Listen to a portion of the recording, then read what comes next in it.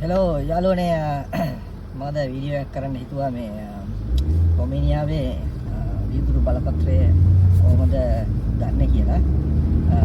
මේක මම කරන්න හිතුවේ විශේෂයෙන් සමහරක් කට්ටිය රොමේනියාව භාෂාව නොදැන ගන්න එක ගැන ගොඩක් කට්ටිය කතා වෙනවා. ඒත් එක්කම සමහරක් ලංකාවේ වීදුරු බලපත්‍රයෙන් international driving license එකත් එක්ක කොහොමද කොච්චර කල් drive කරන්න පුළුවන්ද කියන එක කට්ටිය ගොඩක් දන්නේ නැහැ.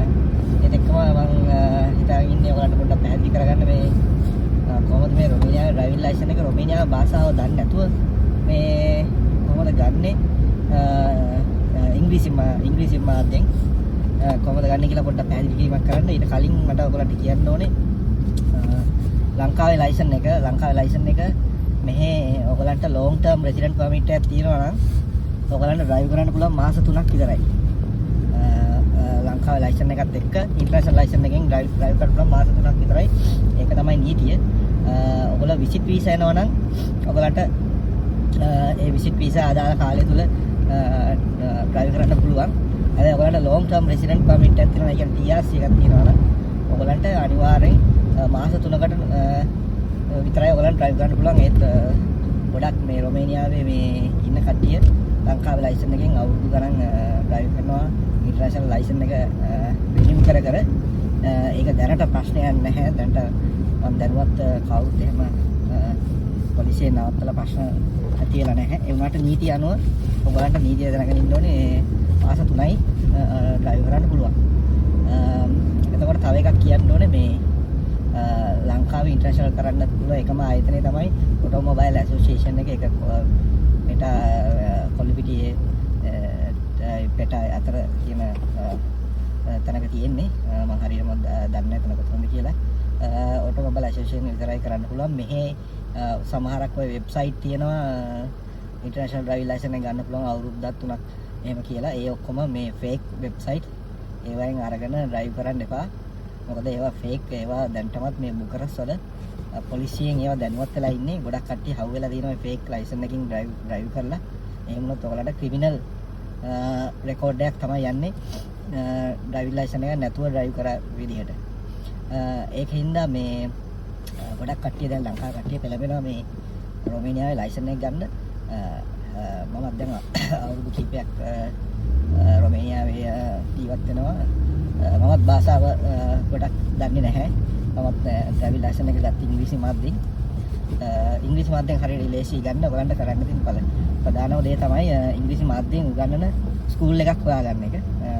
ස්කෝල් එකක්. ඒ ස්කෝල් එකට ගිහලා කතා කරාට පස්සේ මේ ඔයගලන්ට කතා කරන්න ඔයගලන්ට ඉංග්‍රීසි මාධ්‍යෙන් කරන්න පුළුවන්ද කියලා ගොඩක් ඒවා බුකරස් වල නම් ගොඩක් ඉංග්‍රීසි මාධ්‍යෙන් තියෙන ඒවා තියෙනවා. මම නම් දන්නේ කොහොමද බුකරස් වලින් පිට තියෙන්නේ කියලා. එතනට ගිහලා කතා කරාම ඔයගලන්ට මේ ඒගොල්ලෝ කියනවා ඉස්සර ටික ගන්න ඕන විදිහ වෙබ්සයිට් මොනවද ඉංග්‍රීසියෙන් කරන්න ඕනේ කියන එක. මේකෙදී ඔයගලන්ට ප්‍රධානම දේ තමයි ඉංග්‍රීසි පොඩ්ඩක් මේක දැනගෙන ඉන්න ඕනේ. අත්‍තරම සාමාන්‍ය වඩා ටිකක් වැඩිපුර දැනගෙන ඉන්න ඕනේ. මොකද මේ තියරි ටෙස්ට් එක තියෙන ඉංග්‍රීසියෙන් අපිට සිලෙක්ට් කරන්න පුළුවන් ඉංග්‍රීසි, රොමේනියානු භාෂාව, ෆ්‍රෙන්ච්, ජර්මන්, තව භාෂා ස්පැනිෂ් වගේ භාෂා කීපයක් තියෙනවා සිලෙක්ට් කරගන්න. එතකොට ඔය ඉංග්‍රීසි මාධ්‍ය සිලෙක්ට් කරගත්තොත් එහෙම ඒකේ ගොඩක් වෙලාවට රොමේනියාවේ භාෂාවේ ට්‍රාන්ස්ලේට් එකක් තමයි ඉංග්‍රීසි මාධ්‍ය විදිහට වෙන්නේ. ඒකට ගොඩක් වෙලාවට මේ සාමාන්‍යයෙන් භාවිතාවල වෙන ඉංග්‍රීසි වචන වලට ඇරෙන්න සමහරක් වචන තියෙනවා. ඒක සාමාන්‍යයෙන් අන්කමන් ඉංග්‍රීසි වචන කීපයක් වගේ තියෙනවා. ඒවා සාමාන්‍යයෙන් භාවිතා වෙන්නේ නැහැ. මේ driving licence driving road theory test අරම්මන ඒ වගේ වලදී ඒ වගේ වචන කීපයක් පුරු වෙන්න වෙනවා. ඒකට සාමාන්‍යයෙන් ඉස්කෝලේ එකෙන් ඔයගලන්ට මේ වගේ සයිට් වෙබ්සයිට් තියෙනවා. මෙහි ඉංග්‍රීසි මාධ්‍යෙන් තියෙන ප්‍රශ්න තියෙන වෙබ්සයිට්. ඒකේ ඉස්කෝලේ එකෙන් අනිවාර්යයෙන් ඔයගලන්ට කියන මෙන්න මේ වෙබ්සයිට් එකට ගිහිල්ලා ඔයගලන්ට ඒ ප්‍රශ්න වලට ලෑස්ති වෙන්න පුළුවන්. ඒත් එක්කම කියන්න ඕනේ මේ ඊටාම පහසුයි මේ ඉංග්‍රීසි මාධ්‍යෙන් ගන්න එක. ගොඩක් කට්ටිය මේක දන්නේ නැහැ. මේක ගන්න පුළුවන්ද බැයිද කියන එක. ප්‍රශ්න 26ක් තියෙනවා තියරි ටෙස්ට් එකේ. තියරි ටෙස්ට් එකේ ප්‍රශ්න 26න් අනිවාර්යයෙන් 22ක් පාස් වෙන්න ඕනේ. 22ක් පාස් වුණාට පස්සේ වාට ඒ වෙලෙම එනවා මේ මැසේජ් එකක් පාස් වුණාට පස්සේ වාගේ ප්‍රැක්ටිකල් ටෙස්ට් එක බුක් කරන්න කියලා. ඔය ප්‍රැක්ටිකල් ටෙස්ට් එක එතනින් බුක් කරාට පස්සේ ඔය දවසට ඒ ප්‍රැක්ටිකල් ටෙස්ට් එක දීම දවසට ගිහිල්ලා ගොඩක් වෙලාවට එක්සැමිනර් ඉන්නේ පොලිස් ඔෆිසර් කෙනෙක්. පොලිස් ඔෆිසර්ස්ලා තමයි මේ එක්සැමිනර්ස්ලා ඉන්නේ. එතකොට පොලිස් ඔෆිසර් ගොඩක් සමහරක් කට්ටිය ගොඩක් හරියට ඉංග්‍රීසි කතා කරන්නේ නැහැ. එතන පොඩි ගැටලුවක් තියෙනවා. එතකොට මම නම් කරනකොට මම ඇහුවා පොඩ්ඩක් වාට ඉංග්‍රීසි කතා කරන්න පුළුවන්ද කියලා. ඒක කයින්ලි යාගෙන් පොඩ්ඩක් අහන්න ඕනේ. සමහරක් කට්ටිය කියනවා ඒක එයා කතා කරන්නේ නැහැ කියලා. සමහරක් කට්ටිය ඒ කතා කරනවා කියලා. ඒ වුණාට ඒක පොලිසියට ඒ අදාළ ටෙස්ට් එකට අනුව ඒගොල්ලන් රොමේනියානු භාෂාවෙන් තමයි කතා කරන්න ඕනේ. ඒ සමහරක් කට්ටිය රොමේනියාවේ භාෂාවෙන් කතා කරලා ඉවරලා ඒකම ඉංග්‍රීසි වලින් එක්ස්ප්ලেইন කරනවා සමහර ඩිරෙක්ෂන්ස් දෙනකොට. ඒත් එකම බැරි වෙලා ඒගොල්ලෝ කතා කරේ නැත්නම් ඔයා යන කෙනා මේ පොඩ්ඩක් දැනුවත් වෙලා ගියා නම් හොඳයි. සාමාන්‍ය සිම්පල් රොමේනියානු වචන වම දකුණ ඉස්සරහට යන්න ඉස්සරහ පාරෙන් දකුණට හැරෙන්න හරි වමට හැරෙන්න හරි කියන මේ පොඩි ඉන්ස්ට්‍රක්ෂන් ටික පොඩ්ඩක් රොමේනියානු භාෂාවෙනුත් දැනුවත් වෙලා ගියොත් හොඳයි. ප්‍රැක්ටිකල් ටෙස්ට් එක සාමාන්‍යයෙන් විනාඩි 20ක් 25ක් ඩ්‍රයිව් කරලා පෙන්නන්න ඕනේ. ඩ්‍රයිව් කරනකොට එයා ඉන්ස්ට්‍රක්ෂන් දෙනවා. මෙතනින් හැරෙන්න, මෙතනින් හරවන්න, මෙතනින් පාක් කරන්න කියන ටික. ඒ ඉන්ස්ට්‍රක්ෂන් ටික විතරයි වාට රොමේනියානු භාෂාවෙන් දැනගෙන ඉන්න ඕනේ. වාගේ වෙන කිසිම ප්‍රශ්නයක් අහන්නේ නැහැ. එකම දේ අහන්නේ වාගේ නමයි, වාගේ ID එක ඉල්ලනවා, TRC. එච්චරයි. ටෙස්ට් එක පාස් වුණාට පස්සේ වාට පොලයක් දෙනවා. ඒ පොලේ අරගෙන යන්න තියෙන දවස් 3-4කින් ඩ්‍රයිවිං ලයිසන් එක මේ ඔයාලා වාගේ රෙසිඩන්ට් එකට TRC දින රෙසිඩන්ස් ඇඩ්‍රස් එකට ඔයාලා පෝස්ට් කරනවා. ඔක තමයි පොඩි වැඩ කීපයක් තියෙන්නේ ඔතන කරගන්න.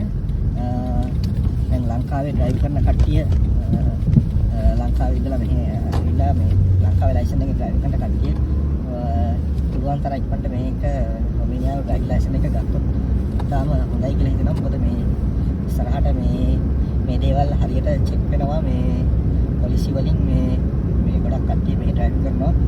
රෙසිඩන්ට් පර්මිට් එක තියෙන කට්ටිය දවස් 90ට එහයින් ගිහිල්ලා ඩ්‍රයිව් කරනවා. ගොඩක් ටෙස්ට් ඩ්‍රයිව් කරනවා. මේක දැනටම චෙක් වෙන්නේ නැහැ.